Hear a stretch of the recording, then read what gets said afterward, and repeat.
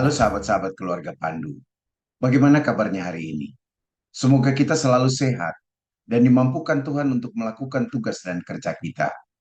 Selamat bertemu kembali di channel Keluarga Pandu dalam program Studi Alkitab. Studi Alkitab kita kali ini diambil dari Kitab Ibrani pasal 13 ayat 1 sampai 3. Sebelum mendengarkan penjelasan saya, silakan sahabat-sahabat keluarga Pandu membaca teks Alkitabnya terlebih dulu. Sebelum lanjut, jangan lupa subscribe, like, komen, dan share untuk membantu mengembangkan channel ini, supaya channel ini bisa bermanfaat untuk siapa saja. Peliharalah kasih persaudaraan. Penulis Ibrani memulai nasihatnya di pasal 13 ini dengan mengedepankan sebuah sikap etis dari ajaran Kristen. Kasih persaudaraan adalah sebuah kebajikan yang sangat dijunjung tinggi pada zaman dahulu. Kita misalnya diingatkan pada pesan Mazmur 133 ayat 1. Sungguh alangkah baiknya dan indahnya apabila saudara-saudara diam bersama dengan rukun. Pesan tentang kasih persaudaraan ini juga sangat kuat dalam Perjanjian Baru. Kasih persaudaraan di sini diterjemahkan dari kata Yunani Philadelphia. Secara harfiah, Philadelphia berarti cinta saudara atau cinta persaudaraan. Dalam Perjanjian Baru, kata ini dipakai dalam hubungan dengan cinta kepada sesama saudara Kristen atau sesama orang percaya. Philadelphia berasal dari kata philos yang berarti seorang teman atau seorang rekan atau seseorang yang sangat dicintai. Di dalamnya terkandung makna kedekatan atau relasi yang intim dan ada saling percaya satu dengan yang lain. Sementara itu kata peliharalah diterjemahkan dari kata Yunani meno.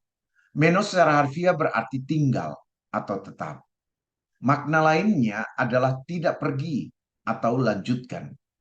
Jadi maksud penulis di sini adalah kasih persaudaraan harus tetap tinggal atau tetap berlanjut. Tentang relasi sebagai saudara ini, penulis Ibrani sudah menyinggungnya di Ibrani pasal 2 ayat 10 sampai 18. Bentuk imperatif atau perintah dari meno ini menunjukkan bahwa kasih persaudaraan sudah mereka miliki atau mereka hidupi dan sekarang diminta untuk meneruskannya. Bentuk konkret dari meneruskan kasih persaudaraan ini adalah pesan untuk tidak lalai memberikan tumpangan. Memberikan tumpangan kepada orang ini adalah sebuah sikap hospitalitas yang ditekankan penulis. Kata Yunani yang dipakai adalah philoxenia. Philoxenia secara harfiah berarti mencintai orang asing. Maknanya menunjuk kepada keramahan. Philoxenia juga berasal dari kata philos, sehingga bisa diartikan bahwa mencintai orang asing di sini berarti menjadikan mereka seperti saudara yang dipercaya atau yang memiliki kedekatan relasi. Philoxenia memang sering diartikan juga sebagai hospitalitas. Selanjutnya dengan menggunakan kata Yunani epilantanomai, penulis mengingatkan para pembacanya agar jangan lupa atau abai dalam mencintai orang asing. Ini adalah ajakan untuk membangun sebuah sikap inklusif di mana persaudaraan tidak terbatas hanya pada orang yang dikenal atau dekat, tetapi juga kepada mereka yang tidak dikenal atau tidak memiliki kedekatan dengan kita. Ada penafsir yang mengatakan bahwa di zaman Kekaisaran Romawi, tempat-tempat penginapan diragukan keamanannya. Untuk itu orang Kristen diharapkan bisa memberikan tempat penginapan kepada sesama orang Kristen yang tidak mereka kenal, yang sedang dalam perjalanan dari satu tempat ke tempat lain untuk urusan bisnis. Keramahan mereka kepada saudara-saudara Kristen yang sedang melakukan perjalanan ini sangat dibutuhkan. Ini bukan pemberian peluang untuk mereka yang menginginkan penginapan dan makanan gratis. Ini bukan peluang untuk mereka yang tidak bermoral, yang menyamar sebagai orang Kristen. Untuk mengatasi perilaku ini, maka dalam kitab Didache yang dipahami sebagai pengajaran dari para rasul mengatur demikian. Biarlah setiap rasul yang datang kepadamu, kamu terima seperti menerima Tuhan. Tetapi ia tidak boleh tinggal lebih dari 1 hari, atau bisa juga 2 hari, jika benar-benar diperlukan. Kalau ia tinggal 3 hari, ia adalah seorang nabi palsu. Dan apabila seorang rasul meninggalkan kamu, janganlah ia tidak membawa apa-apa, tetapi berikan dia bekal sepotong roti, sampai ia tiba di tempat penginapan berikutnya untuk bermalam. Kalau ia meminta uang, maka ia adalah nabi palsu. Sahabat-sahabat keluarga Pandu, alasan penulis di sini adalah karena dengan menunjukkan hospitalitas atau mencintai orang asing, tanpa disadarinya, orang telah menerima malaikat sebagai tamunya atau memberi penginapan kepada malaikat. Senisantes Angelus. Senisantes dari seniso secara harfiah berarti menerima sebagai tamu atau memberikan seseorang penginapan. Makna lainnya adalah menghibur dengan ramah atau diterima dengan ramah. Makna mengejutkan atau mencengangkan atau menganggap aneh dari seniso mungkin dimaksudkan bahwa sikap semacam ini adalah hal yang tidak biasa. Penggunaan kata lantano menunjukkan bahwa yang terjadi di sini dalam hal ini memberikan penginapan kepada malaikat tidak seseorang sadari atau tidak diketahuinya atau tanpa sepengetahuannya. Dengan mengatakan beberapa orang tanpa diketahuinya, menunjukkan bahwa ini pernah terjadi atau sudah menjadi pengalaman iman dari beberapa orang. Penulis kemudian mengambil pengalaman iman ini sebagai contoh. Narasi penulis di ayat 2 ini mengingatkan kita pada kisah Kejadian 18 ayat 1-15. Dalam pemikiran orang Yunani, orang asing ada dalam perlindungan dewa Zeus. Dalam perannya sebagai Zeus Xenios.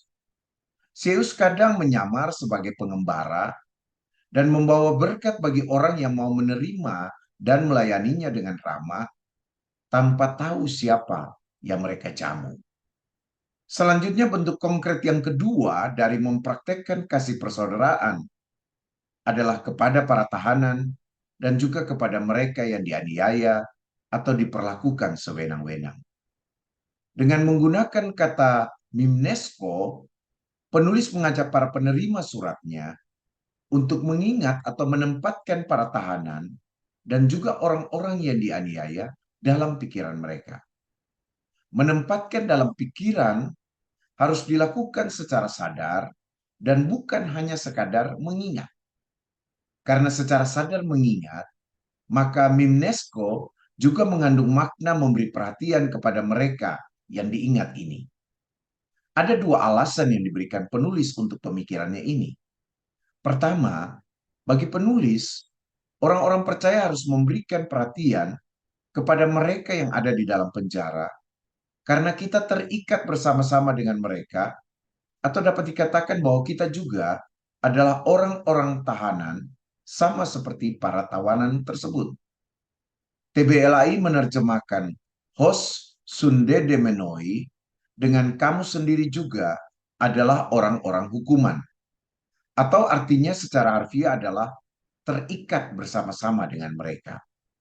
Pemahaman yang ingin dibangun bisa digambarkan dengan kata simpati dan empati. Penulis mendorong orang percaya untuk memiliki perasaan senasib dan sepenanggungan. Alasan kedua, berhubungan dengan orang yang dianiaya. Bagi penulis, orang-orang percaya harus memberikan perhatian kepada orang-orang yang dianiaya karena orang-orang percaya masih hidup di dalam tubuh. Itu artinya orang-orang percaya juga masih bisa merasakan penganiayaan itu. Autoi ontes en somati. Kamu sendiri ada dalam tubuh manusia. TBLAI menerjemahkan dengan kamu sendiri juga masih hidup di dunia ini.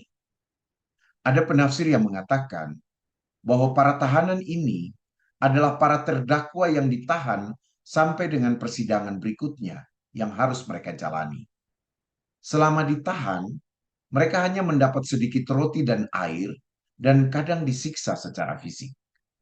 Dengan begitu, orang-orang yang diperlakukan sewenang-wenang atau dianiaya yang dimaksudkan di ayat 3 ini mungkin menunjuk kepada para tawanan atau tawanan-tawanan yang disiksa itu. Jadi mengingat mereka berarti memberikan mereka makanan dan minuman yang cukup, bahkan juga tinggal bersama mereka untuk mencegah terjadinya penyiksaan terhadap mereka. Pemahaman ini kemudian dihubungkan dengan pernyataan kamu terikat bersama mereka. Jadi ketika diajak menemani mereka yang dipenjara, agar mereka tidak disiksa begitu saja oleh para sipir, orang-orang percaya dianggap terikat bersama dengan orang-orang yang dipenjara itu. Sekali lagi, narasi ini menekankan dan menggemakan kuat nilai Kristen seperti solidaritas dan empati. Solidaritas dan empati hanya bisa dibangun jika seseorang tidak terlalu membuat jarak, bahkan membuat perbedaan antara dirinya dengan orang lain. Kalau kita menyadari apa yang orang lain alami atau rasakan, mungkin suatu saat juga bisa kita alami atau kita rasakan, maka kita bisa memosisikan diri dengan benar. Demikian studi Alkitab kita kali ini. Kiranya Roh Kudus memampukan kita untuk melakukannya di dalam hidup kita. Tuhan memberkati kita.